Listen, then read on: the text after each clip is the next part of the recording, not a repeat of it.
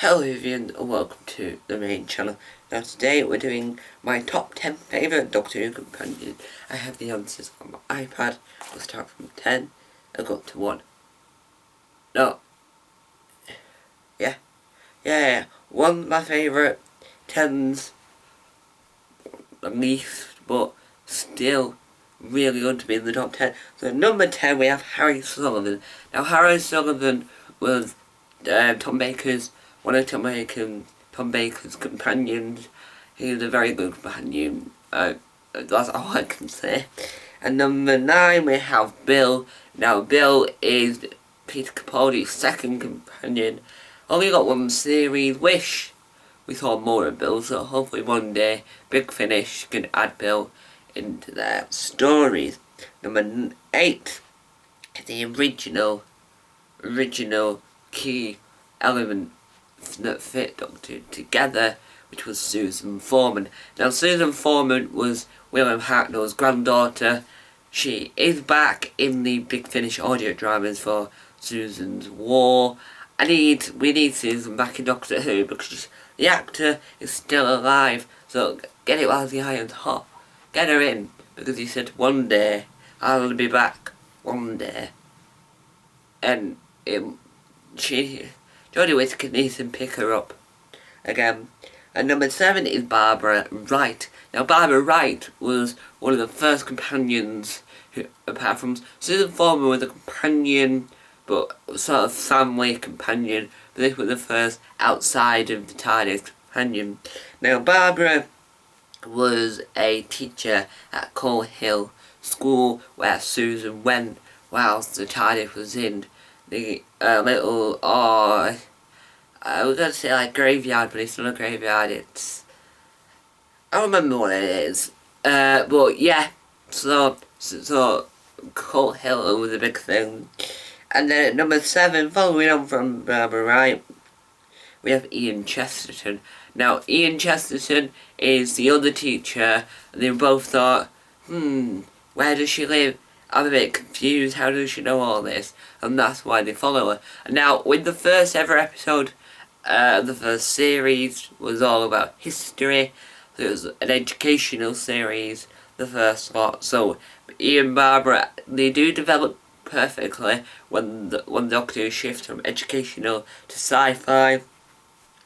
Now at number 5 is Sarah Jane, who was Jon Pertwee's and Tom Baker and got her own spin-off companion. Now she was a well-known companion that ended up getting her own spin-off. She ended up meeting the 10th and the 11th Matt Smith, David Tennant's Doctors within her spin-off, but her Doctors that she was the companion with was Jon Pertwee and Tom Baker. Now Jon Pertwee is my second favourite Doctor of all time. And it's just, they're both journalists, because he pretends to be a journalist, and she is a journalist in Sarah Jane. Now, at number 4, we have Jo Grant. Jo Grant was Jon Pertwee's first ever companion to don the TARDIS with the Third Doctor. Jo Grant ended up coming back in the Sarah Jane Adventures for a one-off episode where she met the 11th Doctor. Now Jo Grant is an amazing companion and just amazing. Number 3 is Sylvester McCoy's companion, Ace. Now Ace is a brilliant companion. She explodes stuff. She's into it. She's not like all the time. She's like, can I blow this up? Can I blow this up? She's teamed up with Unit very well, and if she ever came back, wow, she would be perfect, good fit with Jodie Whittaker's Doctor.